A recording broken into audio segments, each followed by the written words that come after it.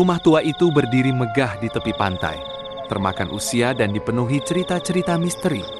Dindingnya yang retak dan berlumut menyimpan rahasia-rahasia yang tersembunyi di balik jendela-jendela yang tertutup rapat. Di dalam rumah itu, di sebuah ruangan yang gelap dan berdebu, tersimpan sebuah boneka kuno yang mengerikan. Boneka itu terbuat dari porselen, dengan mata yang sayu dan rambut yang kusut. Wajahnya pucat dan dingin, seakan-akan terbuat dari batu. Bibirnya sedikit terbuka, memperlihatkan gigi-gigi kecil yang menguning. Tidak ada yang berani menyentuhnya, karena konon boneka itu berhantu. Cerita tentang boneka itu sudah beredar di keluarga selama bergenerasi. Mereka mengatakan bahwa boneka itu pernah menjadi milik seorang gadis kecil yang meninggal secara tragis. Gadis kecil itu, bernama Elara, sangat mencintai boneka itu. Ia selalu membawanya kemanapun ia pergi. Namun, suatu hari, Elara jatuh sakit dan meninggal dunia. Sejak saat itu, boneka itu menjadi aneh. Ia seringkali terlihat bergerak sendiri atau mengeluarkan suara-suara aneh. Banyak orang yang mengatakan bahwa arwah Elara masih terikat pada boneka itu dan seringkali terlihat bergentayangan di sekitar rumah. Keluarga yang tinggal di rumah itu mencoba untuk menyingkirkan boneka itu, tetapi selalu ada sesuatu yang menghalangi mereka. Boneka itu selalu kembali ke tempat semula. Seakan-akan ada kekuatan gaib yang menjaga boneka itu. Mereka pun akhirnya menyerah dan membiarkan boneka itu tersimpan di ruangan yang gelap dan berdebu itu, berharap agar arwah Elara bisa tenang. Suatu malam, seorang anak perempuan bernama Ani secara tidak sengaja menemukan boneka itu di loteng. Ia penasaran dan memutuskan untuk memainkannya. Ia mengelus rambut boneka itu, dan tiba-tiba ia mendengar suara bisikan misterius dari boneka tersebut, seakan-akan boneka itu memanggil namanya.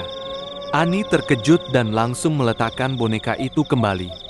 Namun, suara bisikan itu terus berlanjut, semakin keras dan semakin jelas. Ani merasa bulu kuduknya berdiri, dan ia segera berlari keluar dari loteng. Ia berlari ke kamarnya dan mengunci pintu. Ia mencoba untuk melupakan apa yang baru saja terjadi, tetapi suara bisikan itu terus bergema di telinganya. Ia mencoba untuk tidur, tetapi mimpi buruk yang mengerikan terus menghantuinya. Dalam mimpinya, ia melihat sosok wanita tua yang pucat dengan mata yang sayu, seakan-akan sedang menatapnya dengan penuh amarah. Ia merasakan sesuatu yang dingin menyentuh kakinya, dan ia terbangun dengan keringat dingin. Ani mencoba untuk mengabaikan kejadian itu, tetapi ia tidak bisa melupakan suara bisikan itu. Ia merasa bahwa boneka itu sedang mengawasinya. Ia mulai merasakan sesuatu yang aneh. Ia merasa bahwa boneka itu sedang mencoba untuk berkomunikasi dengannya. Ia merasa bahwa boneka itu ingin sesuatu darinya. Keesokan harinya, Ani mencoba untuk bersikap biasa. Ia berusaha untuk melupakan kejadian di loteng, tetapi boneka itu selalu muncul dalam pikirannya. Ia mencoba untuk menyingkirkan boneka itu, tetapi boneka itu selalu kembali ke tempat semula. Ani mulai merasakan sesuatu yang aneh. Boneka itu seakan-akan memiliki kehendak sendiri. Ia bergerak sendiri, matanya berkedip-kedip, dan suara bisikannya semakin keras. Ani merasa terancam dan mencoba untuk menyingkirkan boneka tersebut, tetapi boneka itu selalu kembali ke tempat semula. Suatu malam, Ani sedang membaca buku di kamarnya. Tiba-tiba, ia merasakan sesuatu yang dingin menyentuh kakinya. Ia menoleh dan melihat bayangan menyeramkan di dinding kamarnya. Bayangan itu menyerupai sosok wanita tua yang kurus dan pucat, dengan rambut yang panjang dan terurai. Ani yakin itu adalah hantu yang menghuni boneka tersebut. Ia mencoba untuk berteriak, tetapi suaranya tercekat di tenggorokannya. Ia hanya bisa terdiam dan menatap bayangan itu dengan rasa takut yang luar biasa. Bayangan itu semakin dekat, dan Ani merasa tubuhnya gemetar. Ia mencoba untuk menutup matanya, tetapi bayangan itu terus menghantuinya. Ia merasakan sesuatu yang dingin menyentuh tangannya, dan ia berteriak sekuat tenaga. Bayangan itu menghilang, dan Ani terbangun dengan keringat dingin. Ia merasa bahwa hantu itu sedang mencoba untuk merasukinya. Ani semakin ketakutan. Ia menceritakan kejadian yang dialaminya kepada orang tuanya, tetapi mereka tidak percaya. Mereka menganggap Ani hanya berimajinasi.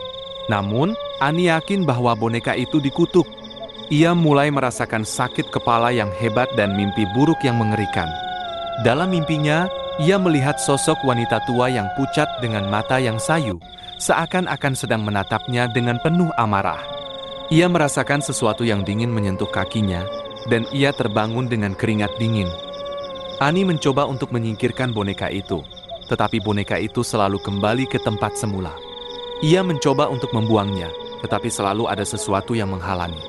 Boneka itu seakan-akan memiliki kekuatan gaib yang melindunginya.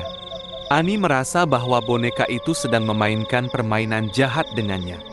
Ia merasa bahwa boneka itu sedang mencoba untuk mengendalikannya. Ani mulai merasakan perubahan pada dirinya. Ia menjadi mudah marah, tidak fokus, dan seringkali merasa lelah. Ia merasa bahwa hantu itu sedang merasukinya. Ia merasa bahwa ia sedang kehilangan kendali atas dirinya sendiri. Ani semakin ketakutan. Ia merasa bahwa ia sedang terjebak dalam permainan jahat yang dibuat oleh boneka itu. Ia merasa bahwa ia sedang dihantui oleh arwah Elara.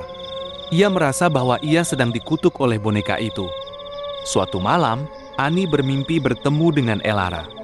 Elara terlihat sedih dan marah. Ia mengatakan kepada Ani bahwa boneka itu adalah miliknya, dan ia tidak akan membiarkan siapapun untuk mengambilnya. Elara meminta Ani untuk mengembalikan boneka itu kepadanya. Ani terbangun dengan keringat dingin. Ia merasa bahwa mimpi itu adalah sebuah peringatan. Ia menyadari bahwa ia harus menyingkirkan boneka itu sebelum terlambat. Ia merasa bahwa ia harus menyelamatkan dirinya sendiri dari kutukan boneka itu. Ani menceritakan mimpinya kepada orang tuanya. Mereka akhirnya percaya bahwa boneka itu dikutuk. Mereka memutuskan untuk memanggil seorang paranormal untuk mengusir hantu yang menghuni boneka tersebut. Paranormal itu datang ke rumah Ani dan melakukan ritual pengusiran yang panjang dan menegangkan. Ia membaca mantra-mantra kuno dan membakar kemenyan. Ia berusaha untuk mengusir arwah Elara dari boneka itu. Setelah ritual itu selesai, hantu itu akhirnya pergi meninggalkan boneka itu. Ani pun merasa lega dan terbebas dari teror boneka berhantu tersebut. Boneka itu kemudian dikubur jauh di dalam tanah agar tidak ada lagi yang terganggu olehnya. Ani merasa bahwa ia telah memenangkan pertempuran melawan boneka itu. Namun, ia tahu bahwa hantu Elara mungkin masih bergentayangan di sekitar rumah. Ia merasa bahwa ia harus berhati-hati dan tidak pernah melupakan pelajaran yang telah ia pelajari. Meskipun boneka itu telah dikubur dan ritual pengusiran hantu telah dilakukan, Ani masih merasakan dampak dari kejadian mengerikan tersebut. Tidur nyenyak menjadi barang mewah. Mimpi buruk tentang Elara dan bayangan wanita tua itu masih sering menghantuinya. Bahkan saat terjaga, ia sering merasakan sentuhan dingin yang tak kasat mata. Seakan-akan Elara masih berada di dekatnya. Ketakutan yang mendalam telah mencengkeram hatinya, meninggalkan bekas luka yang sulit dihilangkan. Rumah tua itu terasa berbeda. Suasana mencekam yang sebelumnya hanya terpusat di sekitar boneka itu, kini terasa menyelimuti seluruh ruangan. Ani dan keluarganya sering mendengar suara bisikan samar-samar, seperti desahan dan tangisan yang berasal dari tempat-tempat tak terduga. Kadang-kadang, bayangan samar-samar terlihat berkelebat di sudut mata mereka. Apakah itu hanya halusinasi akibat trauma, atau apakah arwah Elara masih berusaha untuk berkomunikasi? Ani mulai mencari informasi tentang Elara, gadis kecil yang arwahnya konon menghuni boneka itu. Ia mengunjungi perpustakaan daerah Tanjung Pinang, mencari catatan sejarah tentang keluarga yang pernah tinggal di rumah tua itu. Ia menemukan sebuah catatan lama yang menyebutkan kematian tragis Elara, yang meninggal karena kecelakaan di dekat pantai. Catatan itu juga menyebutkan tentang sebuah ritual kuno yang dilakukan oleh keluarga Elara. Ritual yang bertujuan untuk mengikat arwah Elara pada boneka kesayangannya. Mengetahui hal ini, Ani semakin mengerti mengapa mengusir arwah Elara begitu sulit. Ritual kuno itu telah menciptakan ikatan yang kuat antara arwah Elara dan boneka tersebut. Meskipun boneka itu telah dikubur, ikatan itu mungkin masih ada, menjelaskan mengapa bayangan dan bisikan masih menghantui mereka. Ani menyadari bahwa ia harus mencari cara untuk melepaskan arwah Elara sepenuhnya, memberikan kedamaian bagi gadis kecil yang malang itu. Ia memutuskan untuk melakukan sebuah ritual sederhana. menawarkan doa dan permohonan maaf atas gangguan yang telah mereka timbulkan. Ia berharap, dengan cara ini, bayangan yang tersisa akan menghilang selamanya.